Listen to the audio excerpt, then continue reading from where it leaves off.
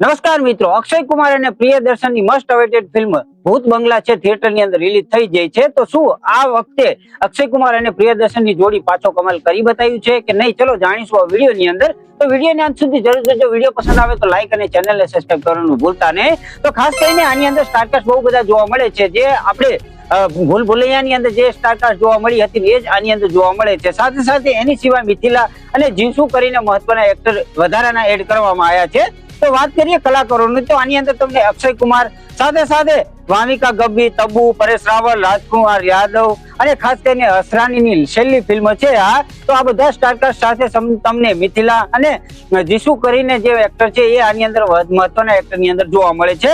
આ ફિલ્મની વાત કરીએ તો 2 કલાક અને 55 મિનિટની ફિલ્મ છે, જેની અંદર જાણીને આશ્ચર્ય લાગશે કે ધુરંધરની અંદર જેમ 3 થી 4 કલાકની ફિલ્મ હતી ને એવું હવે બોલિવૂડ રિટર્ન થઈ રહ્યું છે. મતલબ કહેવાય ને કે આમની પણ ફિલ્મો જોવા જઈએ તો હવે 3 કલાકની આજુબાજુની ફિલ્મો હવે બનાવી રહ્યા છે.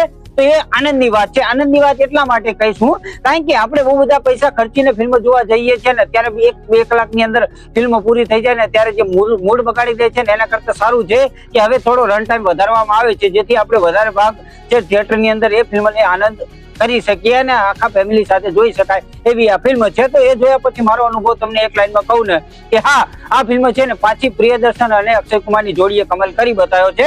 કારણ કે જોવા જઈએ ને તો બહુ સમય પહેલા મેં સાંભળ્યું હતું કે આ છે ને ભૂલ ભુલૈયા 2 ની છે ને એ સ્ક્રિપ્ટ છે અને એની અંદર તમને જેવું હતું ને એ જ ટાઈપનું આની અંદર લાગી શકે છે. મતલબ કહેવાય ને કે ભૂલ ભુલૈયાની યાદ પણ આની અંદર આવે છે. સાથે સાથે અક્ષય કુમારનું જે પહેલાનો જે ઓજી લુક હતો ને એ આની અંદર તમને જોવા મળે છે. ખાસ કરીને જે ભૂલ ભુલૈયા હતું ને એની વાત કરવા જઈએ તો એ આખું અલગ જ લેવલ હતું. એના કરતા થોડુંક ડાઉન થયું હોય ને એ ટાઈપનું મને લાગી રહ્યું છે. કારણ કે આની અંદર અક્ષય કુમારનો જે પહેલા જેવો લુક છે ને કોઈ કાળે છે ને આપણે એ પ્રિડિક્ટ જ ના કરી શકીએ એ ટાઈપનો રોલ આની અંદર જોવા મળે છે. મતલબ કહેવાય ને કે જે ભૂલ ભુલૈયામાં જે પાત્ર ભજ્યું હતું સાથે સાથે આની અંદર જે પાત્ર ભજ્યું છે ને આખું તમને ડિફરન્સ લાગી શકે છે.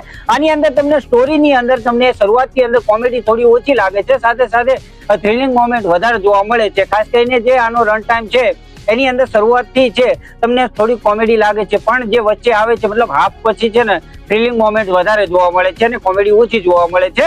સાથે સાથે અક્ષય કુમારની લવ સ્ટોરી જાણવા મળે છે. સાથે સાથે બધાની જે કોમિક ટાઈમિંગ છે ને જબરજસ્ત છે, જે શરૂઆતથી અંત સુધી તમને જડીને રાખે છે. ઓલ ઓવર જોવા જઈએ સ્ટોરી લાઈન એવી હોય છે, મતલબ અક્ષય કુમાર છે એની બહેનના લગ્ન કરવા માટે આ ભૂત બંગલાની અંદર આવે છે, જ્યાં વધુસુર નામનું એક ભૂત પહેલાથી જ રહેતું હોય છે. હવે એ કયાથી આવ્યું છે કારણે વધુ મતલબ કહેવાય ને કે વહુ હોય ને એને કિડનેપ કરીને મતલબ કહેવાય ને કે ગુમ કરી દેતું હોય છે. હવે શું કારણે ગુમ કરી દે છે, સાથે સાથે આખું ફેમિલી આની સાથે કઈ રીતે સંકળાયેલું છે. ઓલ ઓવર જોવા જઈએ ને તો આ સ્ટોરી છે ને જબરજસ્ત બતાવી છે ને આપણને એવું લાગશે કે આ જે ભૂલ ભુલૈયા હતું ને એનું પાર્ટ 2 હોય ને એ ટાઈપનું ફીલ કરાવે છે. કારણ કે આની અંદર જે વચ્ચે સોંગ આવે છે ને, જે ખાસ કરીને તબ્બુનું જે સોંગ આવે છે ને એની અંદર જે ગીત આવે છે ને એ ગીત પણ જબરજસ્ત છે. પણ એ ગીતની અંદર તમે કદાચ જો મનની અંદર ભૂલ ભુલૈયાનું જે ગીત હતું ને જે ખાસ કરીને તો એ ગીત તમે મનની અંદર વિચારશો અને પછી એનો ડાન્સ જોશો તો સેમ ટુ સેમ એ ટાઈપનું લાગશે તમને. એ તમે જોશો ને એટલે તમને અંદાજો આવી જશે. પણ ઓલ ઓવર જોવા જઈએ ને તો એના કરતા આ સ્ટોરી છે ને જબરજસ્ત છે એટલું હું તમને જરૂર કહીશ. કારણ કે પહેલાની અંદર જે કોમિક ટાઈમિંગ કોમેડી વધારે હતી, આની અંદર તમને કોમેડીની સાથે સાથે જે થ્રિલિંગ મોમેન્ટ છે ને એ જબરજસ્ત જોડીને રાખે છે, જે શરૂઆતથી અંત સુધી તમને બહુ જ મજા આપવાના છે.